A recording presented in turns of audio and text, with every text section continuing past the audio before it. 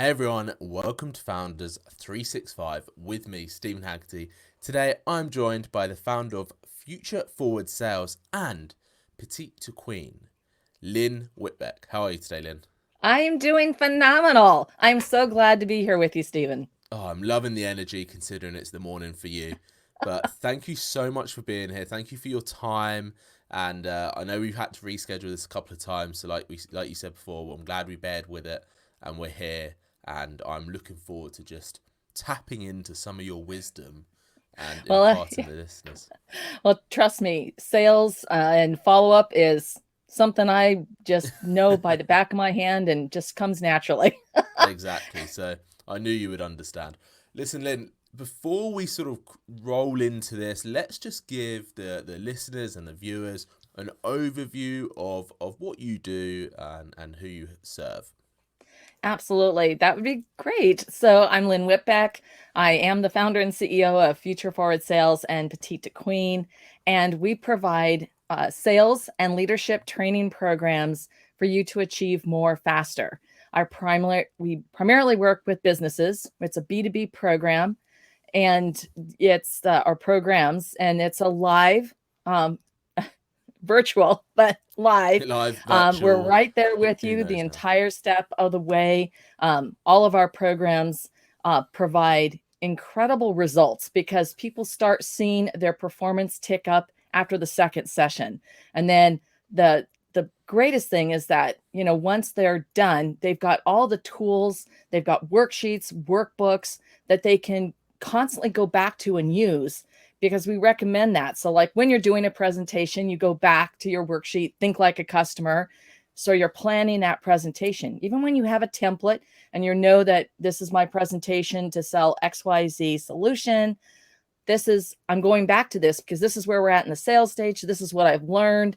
And then how can I make sure I incorporate that into the presentation so I knock it out of the park and move that sale forward? So that's what we do. Love And it. I absolutely love what we do. And I love helping customers, the businesses and the salespeople, be able to serve their customers because every time we lift one another up, we have these incredible products, services, solutions that we can give to our customers and make their life better. And that's what it's all about. It's Yeah. that classic saying is selling is serving. And I think you've sort of described that in a lovely manner. Let's rewind a little bit then. Let's go back in time. What made you think, or what made you start going, I really want to help businesses be able to sell more, but I guess it's actually more obviously connect with their customers and form better relationships. Well, I actually sort of fell into sales I feel after like graduate everyone does. school. Everyone falls into sales, don't they? Yes. So after graduate school, I got my first sales position actually because I asked for it and I almost forced the issue.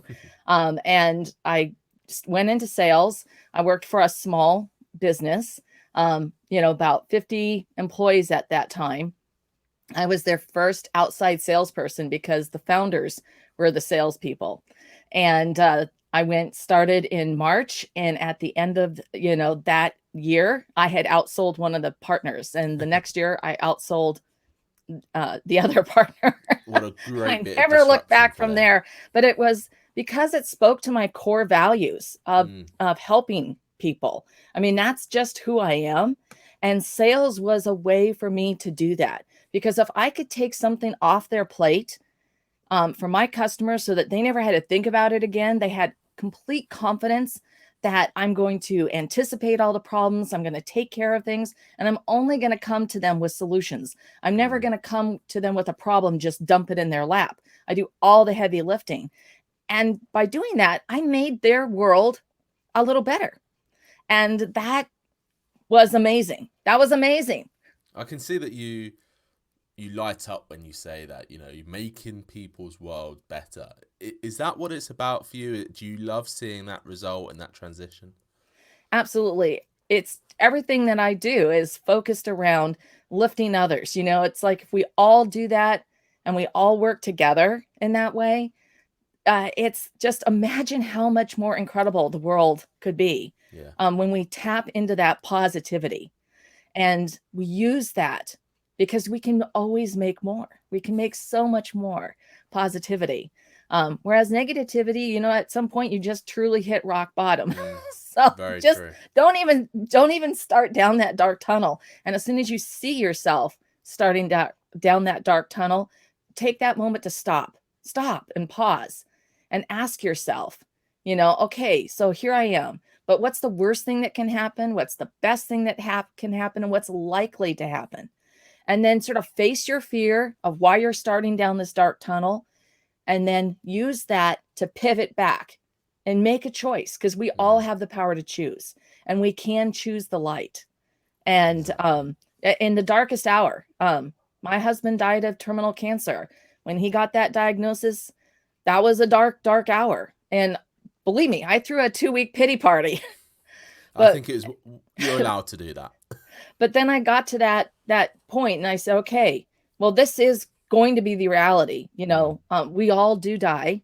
I know that he's going to die, but I can choose how the next few years, his original prognosis was actually 6 months to a year. He lived for 3 years. And I have to say, the University of Washington here in Seattle was amazing. That's why he lived as long as he did. But with that said, I mean, we made a choice. We can choose to make every day count. And we did. And so I look back on that as my greatest accomplishment to date in my life. Amazing. Of seeing him through that dark journey, and then all the incredible things that we were able to do, even if it was just the final months of his life. We watched all the different Jane Austen movies, whether it was, there's like 3 different versions of BBC over the years. There's theatrical releases going back in time. And it was so fun. I mean, it was like this little thing that we did together. What better way to spend the time there? Personally, I can't think of a better way. But for you, Lynn, that is completely inspiring how you handled that situation and got through it and pushed on as well. Do you think for you it is just a natural thing to do? Is it just always been this way for you to be able to look at situations, go, look, I guess how I can phrase it is like you're obviously a solution-based person. You go, right, how can we make this better? How can we fix this? How can we get through this? Like you said, how can we find the light in the darkness? Has that always been the way? Is that something that you've naturally just had? Yeah, I think I'm a go for it type of person. So back when I was like just in early college, and my brother was in high school, and he was this great snow skier, and I sort of knew how to snow ski. Okay. And I would sometimes go out with him, and he would take me to these unbelievable runs, and we'd be at the top of the hill, and I'd be looking down going, holy moly, I'm scared. I mean, I'm not sure I can do this, but I always went for it. I went, okay, it's sort of like that Kim Possible moment. I can do anything. I can do this. And I would take that leap of faith. And so, that's one of those things that there's something about, just, my DNA, the way my parents raised me, was that, I could do anything, and that I had the power to make that decision, to make that choice. And that is the most important thing that I think the gift that my parents gave me was that ability to see that I could choose, which direction I went in. Yeah, and it's obviously a gift that you've taken full advantage of and ran with. For you, when you're doing your thing and you're helping these businesses and improving leadership and getting better connections with their customers and consumers, do you ever I guess the best question is why do you think people get it so wrong? Because there's so many people out there that try really hard. I'm not going to put anyone down. They try really hard, but they don't really get it, or they can't quite get the connection right. Yeah, there's 2 things. The first one is they don't tap into their customer why. That you absolutely have to understand from your customer's perspective, what they want, need, or lack, how that's going to help them or serve them so that they can And what's that so they can? Mm. Right? We have to answer that. And then how does that tie into their motivations and emotions? Because that's really what we're looking for. It's to give them the so they can. And if you don't start with that customer why and go, we have like I said, we have an exercise that we go through to nail that.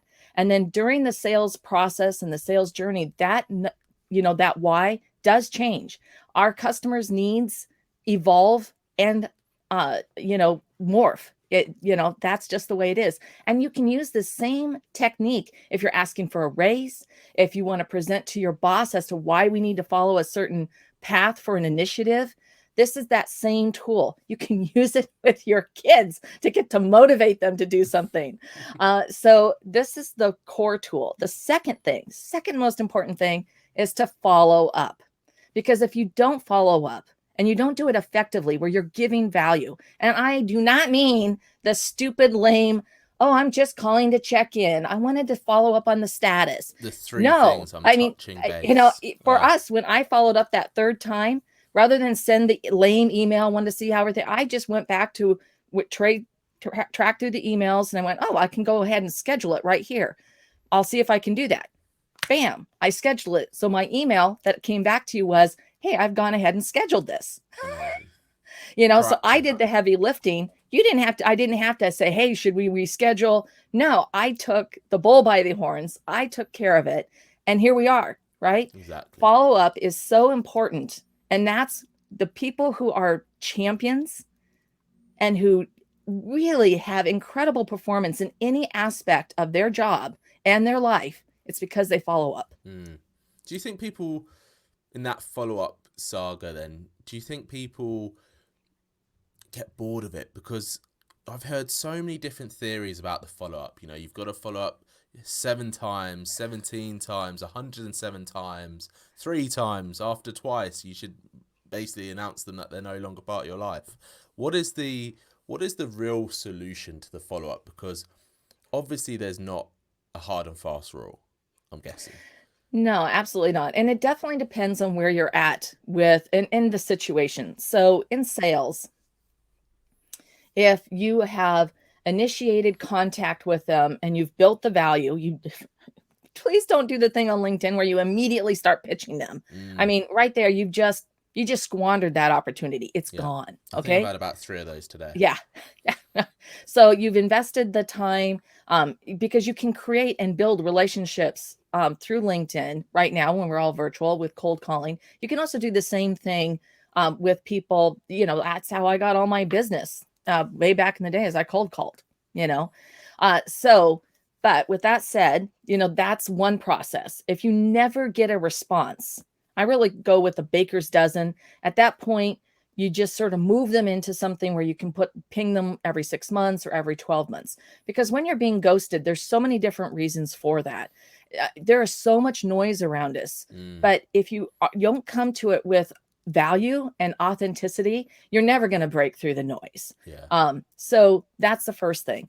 The second thing is if you have gotten a response. So let's say, back in the day, I would meet lots of people at events.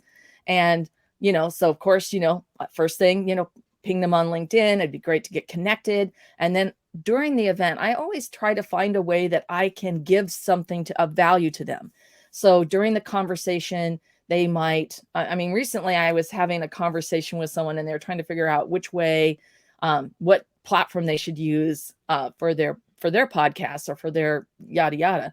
And so I told them, some of the things that we did, and I went ahead and I did screen captures. I sent them an email and I sent them some links. And I said, well, this is furthering our conversation. This was the information I provided and the things that I promised I would send over your way. So I do what I say I'm going to do. And so that builds that trust and credibility. And then, in that case, then your follow-up is, I still tend to follow the baker dozen rule, but I don't ever end the relationship. I just simply move it to another stage. So then, of course, if you're in that stage with a customer and you've had the presentation, they were really interested, but it seems like it just went cold. That's another way of follow-up. And I think at the end of the day, it's that tenacity But doing it in a way that you never poison the well and you never squander the opportunity, because sometimes something may just not be right now. It's just not going to happen. But that doesn't mean that it won't happen 6 months from now, a year from now. So the door needs to be left open. And as I always say, I have this thing that every destination is a doorway to another. So even if you can't get to that yes, that's just for right now. Yeah. And of course, you're always going to prioritize the people who are, really interacting with you and you're moving forward. But you do still need a process that's not robotized. Please, no robo people, but where you ping and you touch base and you give value every 6 months or every year, depending, and sometimes it could be even a monthly thing. They're on your newsletter, but even a business newsletter. But there's something that you're still doing to, keep that connection alive. Yeah. You mentioned the noise, and I think that's something that a lot of people both struggle with in terms of being heard, but also struggle with in terms of filtering on both sides of that story, or both sides of that fence. In recent years, and especially recent months, like you said, everything is now online. I feel like that noise has got probably a little bit louder, and I'm sure some of that noise is from a place of desperation in terms of sales versus the place which you should be, like you said, in that value giving and that nurturing sequence. How, in terms of a business, when they want to be heard, when they want to be seen, and actually they've got incredible value to give and incredible services, how do they get heard over that noise? Is it in that follow-up like we just spoke about, or is there other methods that they should be using? Yeah, well, of course, breaking the ice, and breaking through that ice is important. But there's a whole series about sales strategy. And like I said, going through, really identifying that customer why, the market segments where your product or service fits. And then for each one of those, and then the roles of the people you'd be working with, then going through and doing the customer worksheets so that you really can think like the customer. And then from there, you can prioritize. There's a method that I use to prioritize, your leads, right? And then you can also, of course, always create a method for people to come in, so there's always a symbiotic relationship between sales and marketing. But from a sales perspective, it's to always capitalize on every single lead, whether they're incoming, they're warm inbound leads, and obviously creating a way that you can generate that is very important. And there's a lot of novel things that we can do that are truly unique and ways that we can pull that together. And, what we have to do is anything that you're doing right now, that you can pivot and adapt it so that you can use it in a virtual world. Yeah. So one of the things that I've done, for many, many years, is I use PlayDoh. Which you'll think, really, what?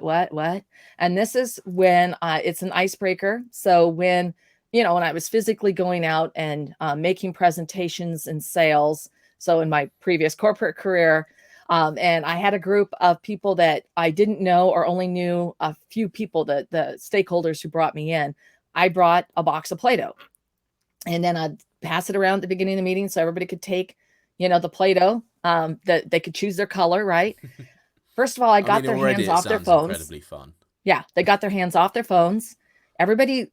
Most people have happy memories of Play-Doh as a child. There's that smell and the tactile feel. And then I'd start to talk about what we're going to talk about today. And they can use a little part of it. They can take a piece and they can have a nugget. They can take the whole thing and reframe and reform, what they're doing right now. And so, we can break it apart into its parts to analyze it, but that's what we were going to be doing. And, you use that analogy, but they're playing with the Play-Doh and I'm asking them to stretch it and pull it. Now for our sales program, we still use that in session number 2. And we ship the Play-Doh to our clients so that every individual gets their Play-Doh in a beautiful box, with a belly band. So it's like, I'm not Apple, but I try to create an experience when they open it with a handwritten note. And, so it's like, that's in stage 2. So all of a sudden they're already learning, okay, this is unique. This is different. I'm sharing it now, but this is a really effective tool that you can use. And we're live, we're virtual. I could have shipped you some Play-Doh. I know, if I But knew I could have got yeah, in Play-Doh, fact, I've got some right here. I've got my Play-Doh right I here. would I have keep it said, on my look, desk. ship me some. Yeah. But it's like one of those things that makes it's a great way that I had executives in my corporate career would come after me, because I'd be presenting to, the C-suite, et cetera, for our solutions. And they'd say, I when you first handed it, I thought this was the stupidest thing. I have to apologize. I have to tell you, this was amazing. Yeah. I use that word a lot, but everyone was engaged. We had more conversation out of this meeting than I've seen in months. And this was great. Is it okay if I use this? And I said, yeah, absolutely. It's like everybody can go out and get their Play-Doh. Yeah.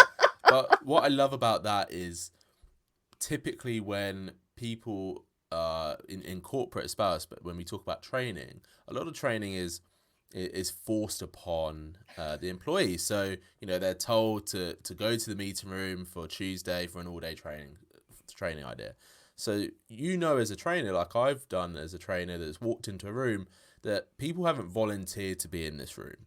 So Yep. having a piece of Play-Doh, which is such a simple idea but so powerful as well, really just allows all those barriers for you as the trainer to be broken down, and that person who is going to be trained to really just buy into you, because like you said, they're putting their phones down, they're thinking a different way, they're being transported back to all these amazing memories. Well, we hope, like we said, we hope they're amazing. And I do not know anyone that doesn't reminisce when they smell Play-Doh. Yeah, It has such a distinctive smell. Yeah. So for everybody out there, take that nugget. But it's a really, of course, I think maybe Play-Doh should send me a boost of sales, right?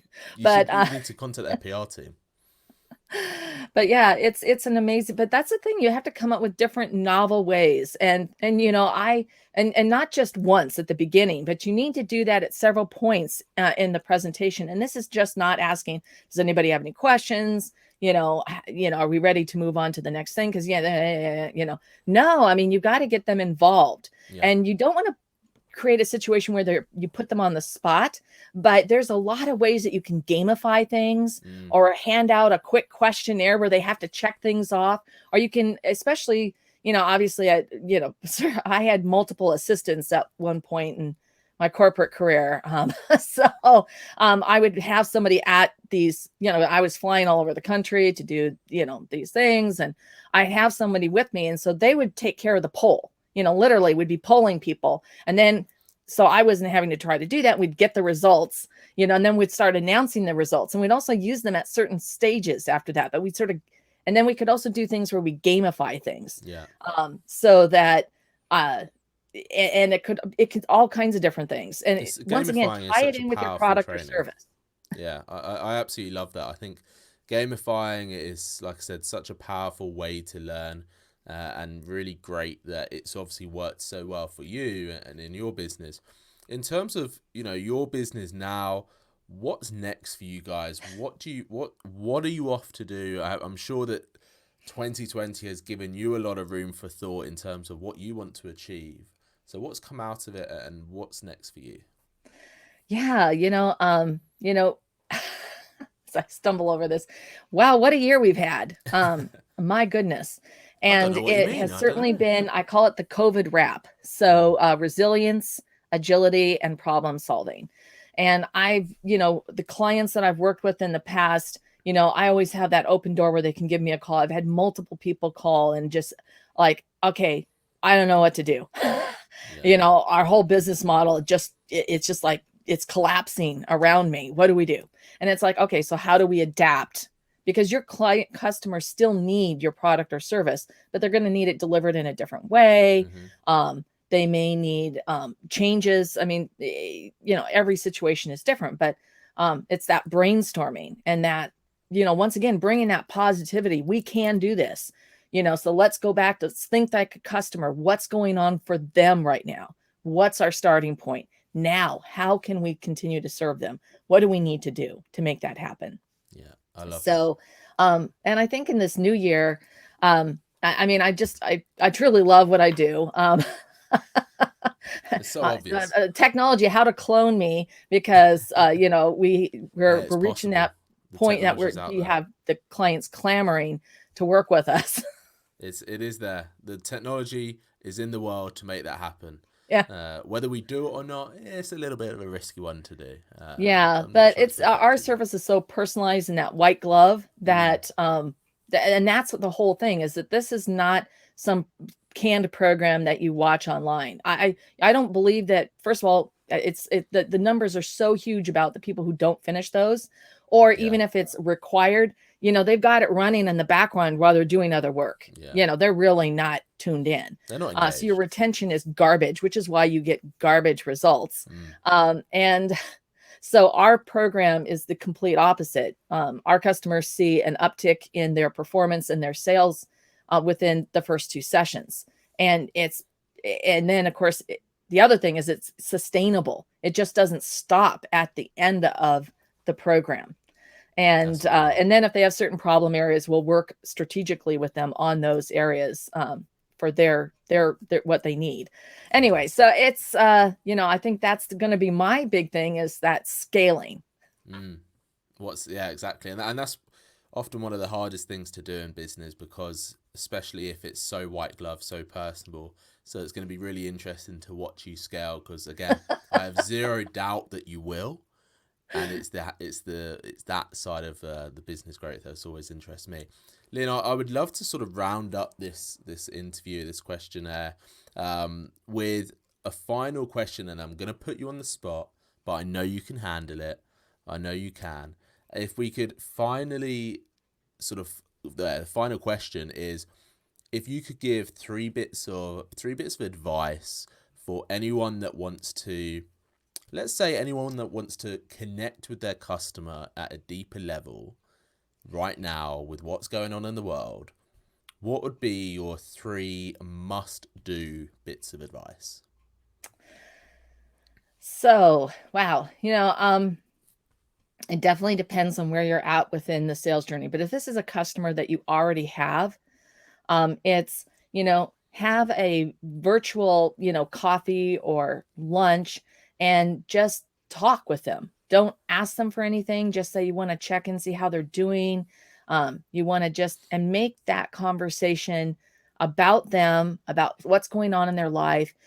When you have a customer, you've learned a bunch of things about them, like their daughters are in college. Did they, are they actually on campus? What's happening? That they know that their spouse or their significant other was having challenges with their work environment changing with this, whatever it is, so that you can just really let them talk and let them share. And but at the same time, make sure you don't, when you're doing that, keep it on a high enough level that you don't have them oversharing really uh, uh, personal items, because that can actually backfire, where they then become uncomfortable Mm, at a future date. So, but you can absolutely handle that with grace and aplomb, and make them they just feel better, right? Another thing to do is to send, a package. So this is with a client that you already have.